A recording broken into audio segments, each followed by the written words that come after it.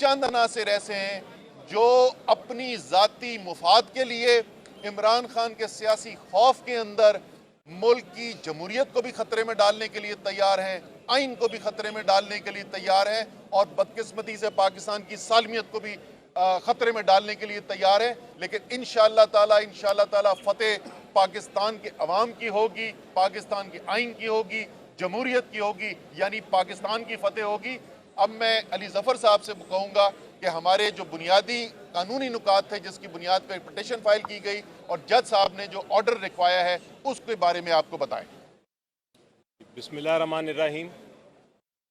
मेरी नज़र में आज जो केस की समाअत हो रही थी ये हमारी आइनी तारीख़ का, पाकिस्तान की आइनी तारीख़ का एक सबसे अहम केस है, क्योंकि इसमें फ़ैसला करने जा रही है अदालत क्या जो इंस्टीट्यूशंस हैं, इलेक्शन कमीशन ऑफ पाकिस्तान है, गवर्नर है, स्टेट अथॉरिटीज़ हैं, सब के सब क्या आइन के पाबंद हैं कि वो 90 दिन के अंदर अंदर इलेक्शन कराएं या नहीं। हुआ ये था कि जब असेंबलीज डिज़ोल्व हुई तो आर्टिकल 105 हमारा जो है आइन का, वो बड़ा वाज़े तरीके से कहता है कि जिस वक्त असेंबली डिज़ोल्व हो जाए तो गवर्नर को एक डेट अनाउंस करनी है और उस तारीख़ में उन्होंने लिखना है कि किस दिन इलेक्शन होना है। और आइन आर्टिकल 224 में भी और 105 में भी बड़ा वाज़े तरीके से कहता है कि ये इलेक्शन जो है उसकी तारीख़ 90 दिन से ज़्यादा नहीं हो सकती। अगर कोई उसकी खिलाफ वर्जी करेगा तो वो सबवर्ट करेगा कॉन्स्टिट्यूशन को, आइन को, उसकी खिलाफ वर्जी करेगा और उसके कॉन्सिक्वेंसेस, उसके बड़े सीरियस नताइज हो सकते हैं। आर्टिकल 6 भी उन पर लग सकता है। गवर्नर को हमने, पार्लियामेंट्री लीडर ने भी रिक्वेस्ट की कि आप तारीख़ दे दें, स्पीकर प्रोविंशियल असेंबली पंजाब ने भी रिक्वेस्ट की कि आप तारीख़ दे दें, यहाँ तक कि इलेक्शन कमीशन ऑफ पाकिस्तान जिनकी ज़िम्मेदारी है इलेक्शन कराना, उन्होंने भी रिक्वेस्ट की कि आप काइंडली 9 अप्रैल और 13 अप्रैल के दरमियान कोई डेट दे दें, क्योंकि हमने इंतज़ाम करना है और उसका पूरा प्रोसीजर फॉलो करना है और हमें उसके लिए वक्त दरकार है। लेकिन गवर्नर साहब गुमसुम, उन्होंने भी रिक्वेस्ट की कि आप काइंडली 9 अप्रैल और 13 अप्रैल के दरमियान कोई डेट दे दें, क्योंकि हमने इंतज़ाम करना है और उसका पूरा प्रोसीजर फॉलो करना है और हमें उसके लिए वक्त दरकार है। लेकिन गवर्नर साहब गुमसुम चुप रहे। मजबूरन हम आज अदालत में गए। अदालत ने सबसे क्लैरिटी के साथ जो बात की और हम मशकूर हैं अदालत के, और अदालत का ये फ़र्ज़ भी है आइन की हिफाजत करना। जिस तरह असद उमर साहब ने कहा, अदालत ने बड़ा वाज़े तौर पे कहा कि 90 दिन के अंदर अंदर इलेक्शन ने तो होना ही होना है, चाहे गवर्नर साहब तारीख़ दें या ना दें, तारीख़ तो उसकी इलेक्शन की 90 दिन से पहले होनी है। और उसके बाद अदालत ने सारे जो कानून हैं, इलेक्शन एक्ट 2017 की शिकें जो हैं, आइन की जो शिकें हैं, आइन का जो प्रीएम्बल है, उसको पढ़ने के बाद ऑब्जर्वेशन दी कि ये एक इंसाफ का, एक कॉन्स्टिट्यूशनल इशू ऐसा है जो कि पूरी आइन की जो स्पिरिट है उसको वाज़े करने के लिए ज़रूरी है कि मैं एक प्रोफाउंड, एक बड़ी डिटेल्ड जजमेंट दूँ इसके ऊपर।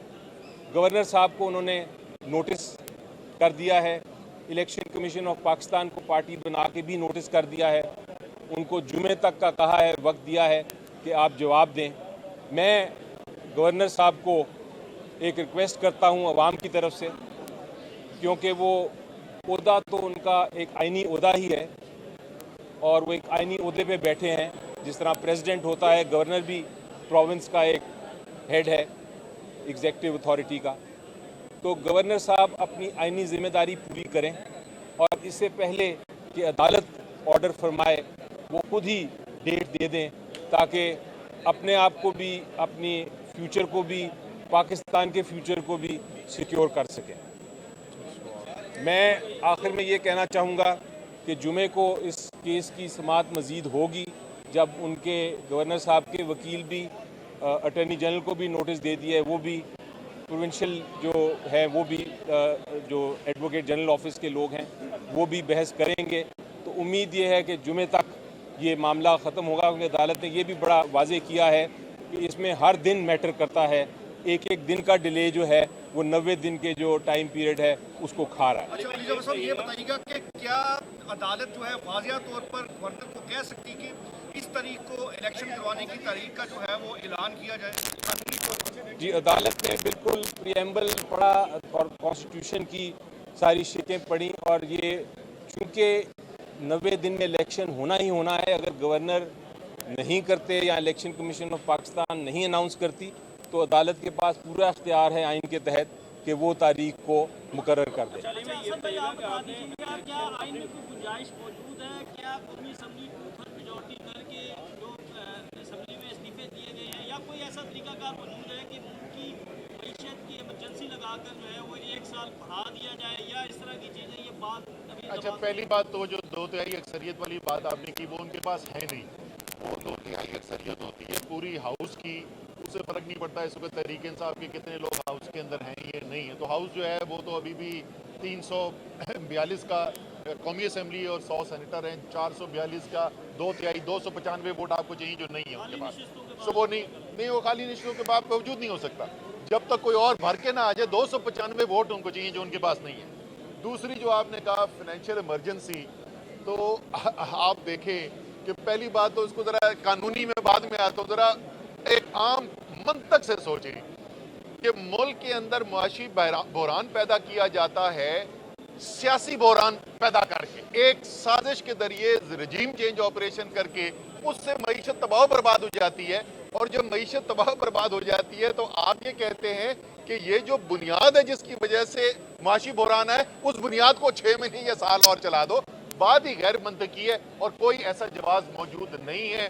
पाकिस्तान में दहशत गर्दी के होते हुए लाखों लोगों को इंटरनली डिस्प्लेस पर्सन जिसको कहते हैं यानी बेघर होते हुए, बड़े बड़े सैलाब होते हुए हमारे यहाँ इलेक्शन हुए, तो कोई वजह नहीं है कि इलेक्शन को ताखिर की जाए। आइन में भी कोई गुंजाइश आइन में नहीं है। गुंजाइश ही कोई नहीं।